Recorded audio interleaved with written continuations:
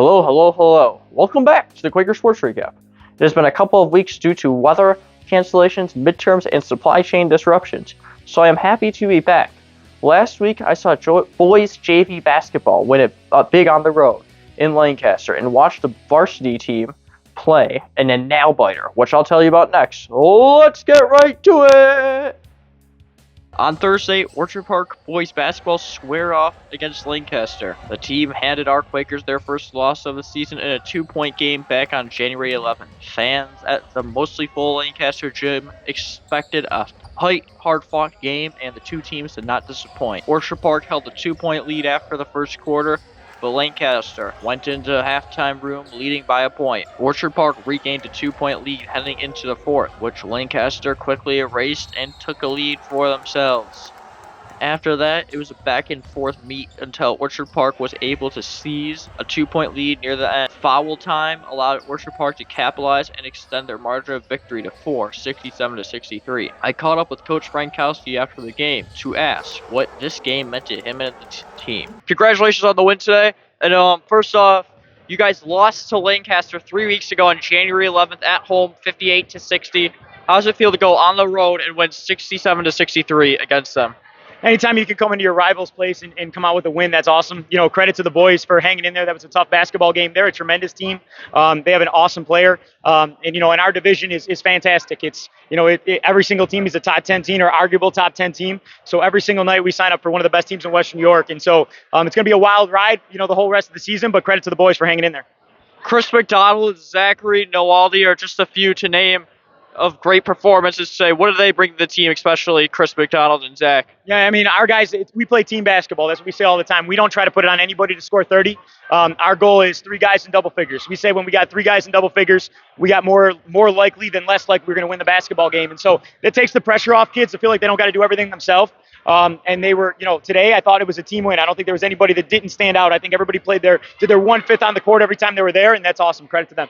Up next, the Orchard Park Quakers have 2 games against Clarence and 2 more against Jamestown, both of which are big Section 6 matchups. I asked Coach Frankowski how he prepares his team to play at these pressure situations with high-energy fan bases. For us, we just try to tune out the noise, never get too high, never get too low, even when things are good or bad, and just fight like a dog to win. You're after a nail-biting 67-63 win over Lancaster.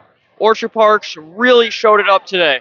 Of course, boys basketball isn't the only Quaker team that saw action last week. Boys and girls hockey had each 3-game win streaks. Indoor track continued to race towards sectionals, and rifles shot back in the win column. Let's take a look at how all of our teams did.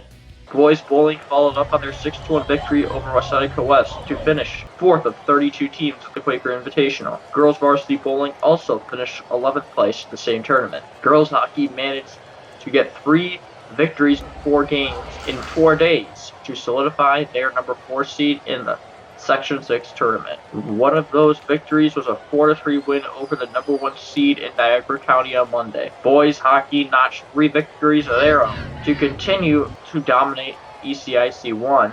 Riflery bounced back with the statement wins over Clarence and Iroquois. Wrestling used their win over Westseneca West on Monday as a tune-up for sectionals on Saturday. Congratulations to Aiden Rodriguez, who won in the 108-pound weight class, and to Jack MacDonald, who again led the section with the 215-pound weight class. Anthony McNabelli won the pole vault from boys for their track on Saturday. Maxim Blemister finished 3rd in the 55-meter dash. On the girls' side, Noella Barlett took home 2 victories in the 600-meter and 1500-meter runs. Girls basketball scored big wins over Williamsville North and Kenmore last week. And finally, boys basketball had 3 big wins against Section 6 opponents. Shout out to the JV team whose dominant win over Lancaster I was able to catch the end of. Nice game. Way to go, Quakers! Up next, we have our 7 or so questions segment. This week featuring girls wrestler Ella Newell, who finished 3rd in the Gowanda Girls Invitational Wrestling Tournament a couple of weeks ago. Let's learn a little bit more about Ella.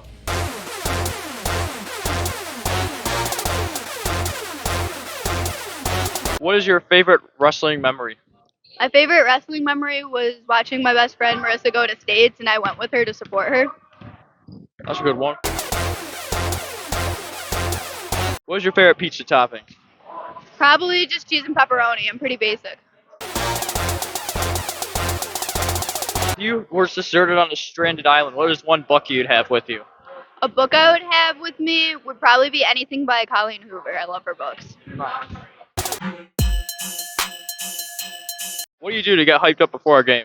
Before my matches, I typically listen to some music and I do my handshakes with my best friend. What is your favorite singer? My favorite singer, I have to go with probably Drake. Nice. What's your favorite Drake song? I like his new album. I don't think I have a favorite, but I like his new album. What's your favorite wrestling move? My favorite wrestling move is probably a fireman's takedown. Nice. Who's your favorite Bills player after Josh Allen? I'm gonna have to go with Reggie Gillian because he's my neighbor. Nice. You gotta tell him to mow your lawn or something. Yeah. Thank you for watching this week's Quaker Sports Recap. The postseason has already begun for some teams, and for others it is coming up fast. So get out and cheer on our student athletes. I hope to see you there. I'll see you next week with another update. Until then, go Quaker!